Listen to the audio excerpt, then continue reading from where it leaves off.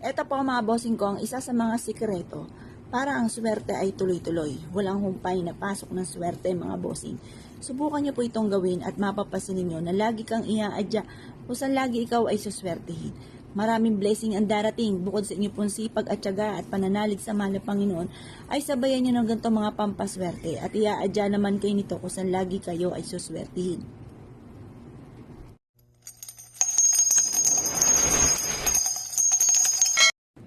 Para laging malaki ang inyo pong benta at lagi po kayo suswertehin, mas mainam mga bossing ko na gawin nyo po ito mga bossing ko bago umalis ng inyo pong tahanan. At ang dulot po nito ay swerte mga bossing. Kung kayo po ay isa sa mga negosyante at nais po na magkaroon ng malaking benta, gawin nyo po ito bago umalis ng inyong tahanan tuwing umaga mga bossing. Or kaya po kapag kayo nasa mood, lalo-lalo na kapag ito ay Martes or Biyernes. At ito po ay sinisigurado ko po sa inyo na buong araw kayo ay suswertihin mga bossing. At may mga darating sa inyong swerte na hindi nyo inaasahan. Ganito lang po ang inyo pong gagawin. Kumuha po kayo ng isang mangkuka na asin or isang platito. Yung mga local na asin lamang ang ating gagamitin para hindi ito masayang. Para po konting halaga lamang po ang inyo pong magagastos mga bossing. 20 pesos na asin sa palengke o sa bangketa sa may kariton ay napakarami na. Kaya yan na lang po inyo pong gagamitin. Konting asin lang naman ang ating kailangan mga bossing. At pagkatapos mga bossing ko, kailangan din natin ng langis or kaya po mga bossing, basta kahit anong klase ng langis. Kung mapapasin ninyo, konting-konti na lang tong langis ko at ito po isa sa mga sikreto ko na ginagawa bago umalis ang tahanan mga bossing. Ang gagawin nyo lamang po mga bossing ko ay mainam na ihaplos nyo po muna mga bossing ko ang asin sa inyo pong mga palad. Yan. Kagaya po nito mga bossing. Teka po, ayusin lang natin mga bossing ko itong hawakan ko ng cellphone para mapakita natin ng maayos mga bossing. Ganito po ang inyo pong gagawin. Ihaplos nyo lamang po ito mga bossing ko sa inyo pong palad.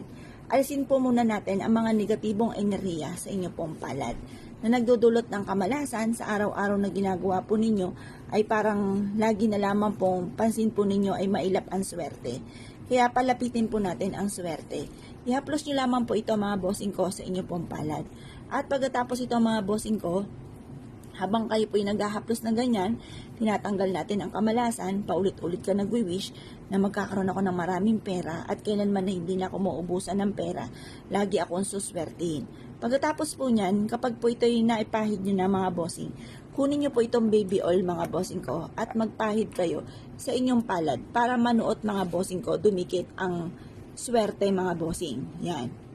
Ngayon pa mga bossing, ang gagawin nyo lamang, ihahaplos nyo po ito sa inyo pong palad, kagaya po nito mga bossing. Yan, haplos nyo lamang. Simula na ito ng tagumpay ko at kailanman na hindi na ako mamumblema tungkol sa usapin ng pera. Ugaliin nyo po ito na gawin mga bossing ko at mapapansin nyo po mga bossing ko na instead na nagiging mailap sa inyong swerte ay mas higit kayo nalalapitan ng swerte at mapapansin niyo po na mas magiging magaan ang daloy ng pera. Bagamat nabibili nyo lahat ang mga pangangailangan at tunay namang nababawasan ng ating pera, ay may mga dumarating na hindi nyo inaasahan na solusyon kagad sa mga problema. Kaya mas mainam po mga bossing ko ay meron kayong mga ganitong mga pamamaraan upang sa ganon ay maiwasan nyo kung ano man ang mga matagal nyo nang pinoproblema mga bossing lalo na tungkol sa usapin ng pera. Ngayon pa mga bossing ko kayo po naniniwala, bago kayo umalis ng inyong tahanan, ay mainam na subukan nyo po muna itong gawin.